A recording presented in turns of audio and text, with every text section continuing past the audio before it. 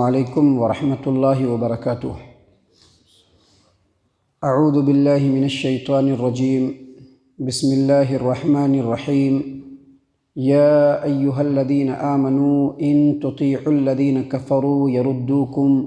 یردوکم علی اعقابکم فتنقلبوا خاسرین بل اللہ مولاکم وہو خیر الناصرین۔ سنلقی فی قلوب الذین کفروا الرعب بما اشرکوا باللہ ما لم ينزل به سلطانا ومأواہم النار وبئس مثوى الظالمین۔ اے ایمان والو، اگر تم کافروں کی بات مانو گے، ان کا کہا مانو گے، تو وہ تم کو الٹے پیر پھیر دیں گے، یعنی اسلام سے پھیر دیں گے، اور تم نقصان پانے والا بن کر کے لوٹو گے۔ بلکہ اللہ تبارک و تعالیٰ ہی تم لوگوں کا مددگار ہے، مولا ہے، اور وہی بہترین مدد کرنے والا ہے۔ ان قریب ہم کافروں کے دلوں میں رعب ڈال دیں گے تمہارا، اور اس کی وجہ یہ ہے کہ ان لوگوں نے اللہ تبارک و تعالیٰ کے ساتھ اس چیز کو شریک کیا جس کے بارے میں اللہ تبارک و تعالیٰ نے کوئی دلیل نازل نہیں فرمائی۔ ومأواہم النار، ان لوگوں کا ٹھکانہ جہنم ہے۔ وبئس مثوى الظالمین، اور ظالموں کا ٹھکانہ بہت برا ہے۔ معزز سامعین کرام، سورہ آل عمران سورہ نمبر 3، اور اسی صورت سے ابھی آپ کے سامنے آیت نمبر 149، 150، 151، یہ 3 آیات آپ کے سامنے تلاوت کی گئی، اور تینوں آیات کا ترجمہ بھی آپ کے سامنے پیش کیا گیا۔ سامعین کرام، ان تینوں آیات کے اندر بھی اللہ تبارک و تعالیٰ نے جنگ احد میں جو لوگ شریک تھے ان کو نصیحت فرمائی ہے۔ چونکہ جنگ احد ایک ایسی جنگ ہے جس میں مسلمانوں کو بہت زیادہ جانی نقصان ہوا، بہت سارے صحابہ کرام زخمی بھی ہوئے، جس کی وجہ سے مشرکین، یہود، منافقین، یہ سارے کے سارے لوگ بہت خوش تھے دل کے اندر، اور مسلمانوں کو یہ کہتے تھے کہ اگر یہ سچے نبی ہوتے، یہ کہتے تھے، بتلانے کی کوشش کرتے تھے،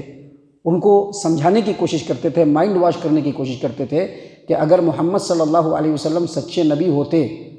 تو یہ جنگ یہ لوگ ہارتے نہیں تھے، اور نبی صلی اللہ علیہ وسلم زخمی بھی نہیں ہوتے تھے، اور اگر آگے بھی ایسے ہی کوئی جنگ ہوئی اور تم لوگوں کا ایسا ہی حشر ہوا تو اس سے بہتر یہ ہے کہ وقت سے پہلے ہی سوچ بچار کر لو، اپنا فائدہ اور نقصان سوچ لو کہ تم کو کیا کرنا چاہیے، اور مسلمانوں کو طعنے بھی دیتے تھے۔ اللہ تبارک و تعالیٰ نے آیت کریمہ میں اسی بات کو بیان فرمایا ہے کہ اگر تم کافروں کی بات مانو گے، ان کا کہا مانو گے، تو وہ تم کو پھر سے کافر بنا دیں گے،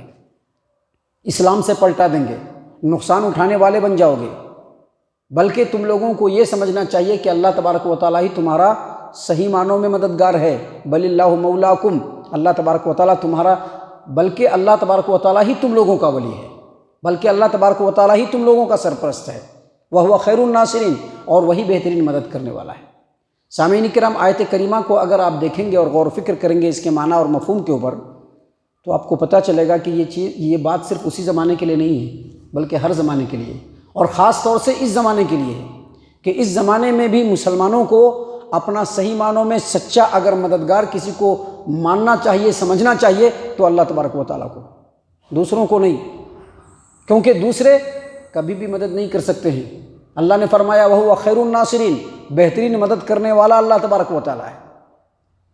سامعین کرام، حالات ہر جگہ کے بدل رہے ہیں، ہمارے ملک کے بھی بدل رہے ہیں۔ ایسی حالات میں مسلمانوں کے لیے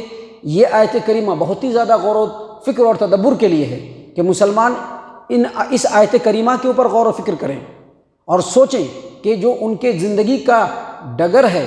زندگی کی جو راہ ہے، جس راہ پہ وہ چل رہے ہیں، وہ راہ ان کو اللہ تبارک و تعالیٰ کی طرف لے جانے والی ہے یا نہیں۔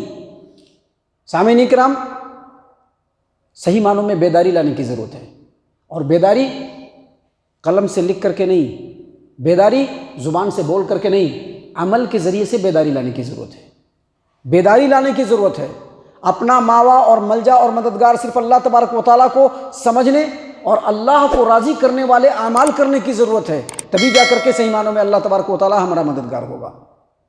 سامعین کرام، آگے اللہ تبارک و تعالیٰ نے جو آخری آیت کریمہ ہم نے آپ کے سامنے پڑھی ہے، اس میں اللہ تبارک و تعالیٰ نے فرمایا سنلقی فی قلوب الذین کفروا الرعب بما اشرکوا باللہ ما لم ينزل به سلطانا ومأواہم النار وبئس مثوى الظالمین۔ اللہ فرماتے ہیں جنگ بدر کے اندر، جو جنگ احد کے اندر جو لوگ شامل ہوئے تھے، ان لوگوں کو اللہ تبارک و تعالیٰ مخاطب کر کے کہہ رہے ہیں کہ ان قریب کافروں کے دلوں میں ہم تمہارا رعب ڈال دیں گے۔ کیوں رعب ڈال دیں گے؟ اس کی وجہ اللہ تبارک و تعالیٰ نے یہاں پر بتلائی، بما اشرکوا باللہ ما لم ينزل به سلطانا، کیونکہ کفار و مشرکین اللہ تبارک و تعالیٰ کے ساتھ ایسی چیز کو شریک ٹھہراتے ہیں جس کے بارے میں اللہ تبارک و تعالیٰ نے کوئی دلیل نازل نہیں فرمائی۔ مطلب کیا ہے کہ کیا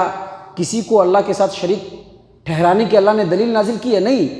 بلکہ اللہ تبارک و تعالیٰ نے اللہ کے ساتھ کسی کو بھی شریک ٹھہرانے کی دلیل نازل نہیں کی ہے۔ اللہ تبارک و تعالیٰ واحد ہے، یکتا ہے، تنہا ہے، اکیلا عبادت کے لائق ہے، پورے کائنات کے اوپر اکیلا اس کا اختیار ہے، دوسرے کسی کا بھی کوئی اختیار نہیں۔ معزز سامعین اکرام، اللہ تبارک و تعالیٰ اس آیت کریمہ میں بتلانا چاہ رہے ہیں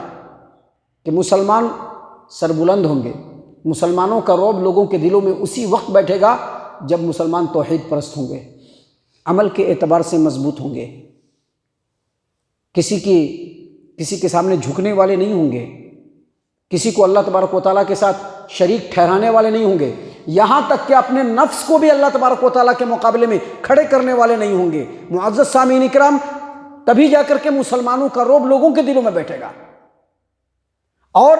لوگوں کے دلوں میں مسلمانوں کا رعب کیوں بیٹھے گا؟ کیونکہ یہ کفار و مشرکین چاہے وہ کسی بھی شکل میں ہو، انہوں نے اللہ تبارک و تعالیٰ کی توحید میں سیند ڈالا ہے، اللہ تبارک و تعالیٰ کی توحید کو ختم کرنے کی کوشش کی ہے، کفر و شرک کو انہوں نے اپنی زندگی کے اندر لایا ہے، اس وجہ سے اللہ تبارک و تعالیٰ ان کے دلوں میں رعب ڈالے گا۔ سامعین کرام، یہ جو آیت کریمہ ہے، اس کی تفسیر میں مفسرین نے بتلایا ہے، اپنی کتابوں کے اندر لکھا ہے کہ جب جنگ احد کے اندر بہت سارے مسلمان مارے گئے اور نبی اکرم صلی اللہ علیہ وسلم زخمی ہو گئے، تو نبی صلی اللہ علیہ وسلم کے زخمی ہونے کے بعد کفار و مشرکین نے چاروں طرف سے حلہ بول دیا، بالکل گھیر لیا۔ ایسی حالت میں صحابہ کرام نے پوری جانبازی کے ساتھ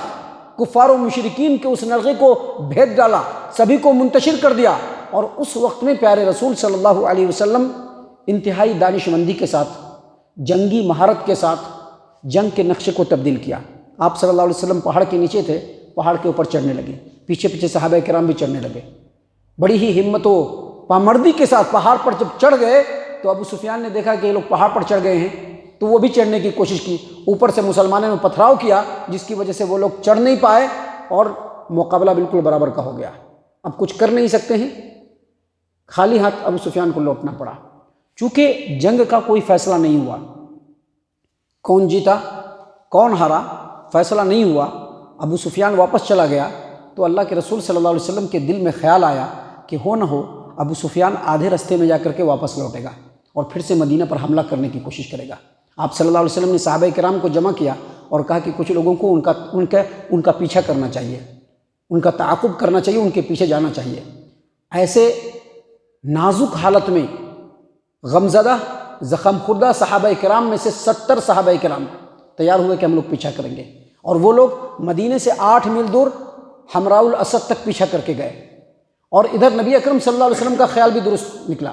جب یہ لوگ یعنی ابو سفیان اور کفار و مشرکین جب یہ لوگ مقام روحہ پر پہنچے تو ابو سفیان نے دل میں سوچا کہ کام تو مکمل نہیں ہوا، جو سوچ کر کے گئے تھے کہ مسلمانوں کا نام و نشان مٹا کر کے آئیں گے، کام مکمل نہیں ہوا، پھر سے وہی بات ہو گئی، جنگ آدھے پر رک گیا، مسلمان ہار نہیں پائے، تو پھر سے وہ پلٹنے کا سوچنے لگا۔ ادھر اللہ تبارک و تعالیٰ نے مسلمانوں کی مدد اس طرح سے کی، اور آیت کریمہ کے اندر جو بات ہے وہ اس طرح سے سچ ثابت ہوئی کہ ایک قبیلہ ہے، قبیلہ خزاعہ، اس کا رئیس ہے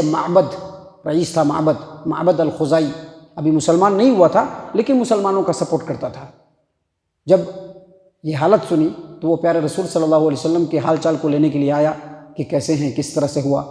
جب آیا تو نبی صلی اللہ علیہ وسلم سے بات ہوئی، تو آپ صلی اللہ علیہ وسلم سے مشورہ کر کے وہ پھر سے گیا ابو سفیان کے پاس۔ ابو سفیان نے سمجھا کہ یہ ہمارے ہی آدمی ہے، یہ تو مشرک ہے، یہ تو مسلمان نہیں ہے، تو اپنے دل کی بات بتائی کہ ہم لوگ جو ہے پھر سے حملہ کرنا چاہتا ہے مدینے کے اوپر۔ تو کہا کہ کیا بات کر رہے ہو، تم مدینے کی طرف جانا چاہتے ہو، جبکہ پیارے رسول صلی اللہ علیہ وسلم نے ایک بڑے لشکر کو لے کر کے ایک بڑے لشکر کو تیار کر لیا ہے اور تم لوگوں کے پیچھے پیچھے آ رہے ہیں، اور اس میں مدینے کے وہ مسلمان نوجوان بھی شامل ہوئے جو کسی طرح سے اس جنگ میں شامل نہیں ہوئے۔ جب یہ بات اس نے کہی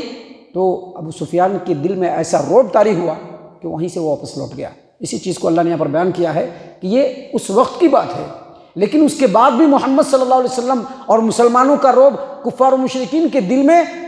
گیا۔ اللہ تبارک و تعالیٰ نے اسی بات کو یہاں پر بیان فرمایا ہے، سنلقی فی قلوب الذین کفروا الرعب بما اشرکوا باللہ ما لم ینزل بہ سلطانا، عن قریب اے مسلمانوں تمہارا رعب ہم کفار و مشرکین کے دلوں میں ڈال دیں گے، اس وجہ سے کہ ان لوگوں نے اللہ تبارک و تعالیٰ کے ساتھ وہ شرک کیا ہے جس کی اللہ تبارک و تعالیٰ نے دلیل نازل نہیں فرمائی۔ اور اس کے بعد فرمایا وَمَأْوَاهُمْ جہنم، ان کا ٹھکانہ جہنم ہے، وَبِئْسَ مَثْوَى الظَّالِمِينَ، اور ظالموں کا ٹھکانہ بہت برا ہے۔ سامعین کرام، اس آیت کریمہ کو آپ سامنے رکھیں گے تو آج کے حالات میں یہ آیت کریمہ بھی سچ ثابت ہو رہی ہے کہ آج مسلمان ہیں، مسلمانوں کی تعداد بھی کم نہیں ہے، اس وقت کے مقابلے میں تو بہت زیادہ تعداد ہے، لیکن اس کے باوجود مسلمانوں کا رعب تو لوگوں کے دلوں میں نہیں ہے، لیکن مسلمان انتہائی گھٹیاں ہیں یہ ضرور لوگوں کے دلوں میں ہے۔ مسلمان انتہائی گئے گزرے ہیں یہ لوگوں کے دلوں میں ہے۔ مسلمانوں کا کوئی وقار نہیں ہے یہ لوگوں کے دلوں میں ہے۔ مسلمان